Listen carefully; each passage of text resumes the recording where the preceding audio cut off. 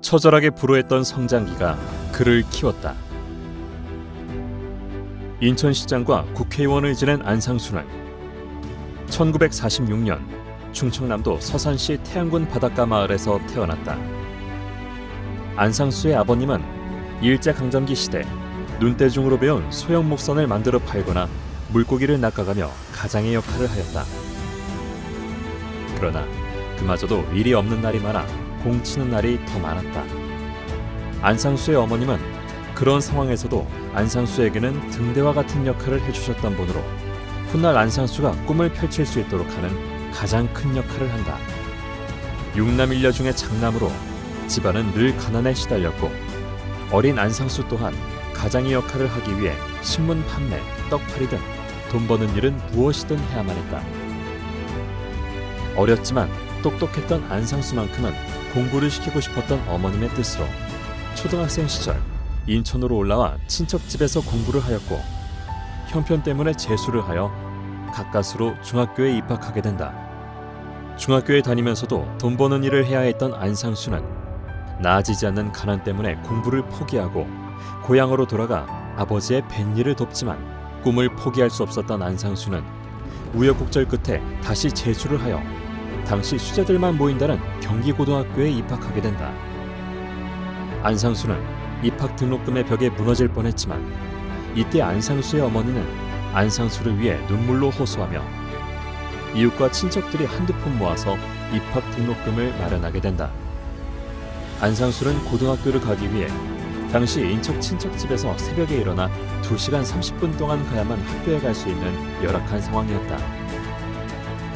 힘들게 서울의 반지하 월세방을 구하고 혼자서도 힘든 상황에 동생들을 하나둘 작은 방에 불러 모아 동생들과 함께 서울살이를 시작한다. 안상수는 그때의 기억을 영화 기생충에 나오는 송강호의 집은 본인이 살던 방에 비하면 궁궐이었다고 말하며 비가 오면 이불이라도 젖지 않기 위해 동생들과 서서 잠을 자야 했던 시절도 있었다고 한다. 이후 안상수는 동생들이라도 편하게 재우기 위해 숙식을 주는 입주 과외나 친구 집을 전전하는 생활을 시작하게 된다. 그러나 그마저도 친구 어머니의 눈치나 갑작스런 과외 중단 등으로 평탄하지 못해 현재도 있는 삼청 도서관에서 몰래 새우잠을 자는 생활을 하게 된다. 안상수는 이 시절 20번에서 30번 정도 얹혀 살며 기억하지 못할 잦은 이사를 하였고 그때의 기억으로 인해 집에 대한 소중함을 누구보다 더 잘 알고 있다고 말한 적이 있다. 고교 시절 중앙일보 홍석현 회장, 한진그룹 고 조양호 회장 등이 그의 친구들이며 그들의 기억에 청소년 시절 안상수는 늘 당당하고 밝고 씩씩한 친구였다는 것이 중론이다. 본인이 아닌 다른 문제로 중학교 재수, 고등학교 재수를 하여 동급생의 친구들보다 많은 나이였지만 그는 이런 일에 비관하고 상처받는 성격이 아니었다. 그런 상황에서도 유신 3선에 반대하는 시위에 참여해 학교를 발칵 뒤집어 놓은 경우도 있었고 이것이 훗날 안상수의 법대 입학을 막는 큰 화로 작용되기도 한다.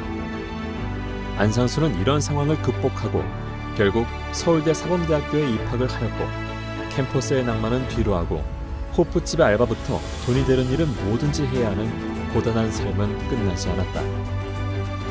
안상수의 군대 면제 사유가 생계곤란인 것도 바로 이러한 이유 때문이다. 안상수 자신이 장남으로 가장의 역할을 늘 하여야 했기 때문이다. 안상수, 벤처기업을 거쳐 꽃을 피우고 대기업에서 기업인으로 만개하다. 경기고 서울대를 나오면 당시에는 출세길은 따놓은 당상이었는데 무슨 연유로 안상수는 요즘 개념으로는 벤처기업인 제세산업에 입사하게 되었다. 제세산업은 무역업을 하던 회사로 몇 년 후 한국 사회를 깜짝 놀라게 할 앙팡 테러블 기업으로 성장하게 된다. 제세산업의 성장과 패망을 담은 옛날 한 옛날에라는 책은 당시 베스트셀러가 되어 화제가 되기도 했다.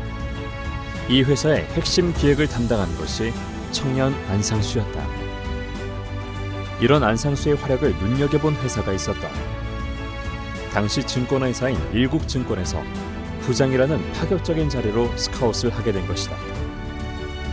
인간 안상수, 이제부터 그의 꽃길이 시작될 수 있을 것인가?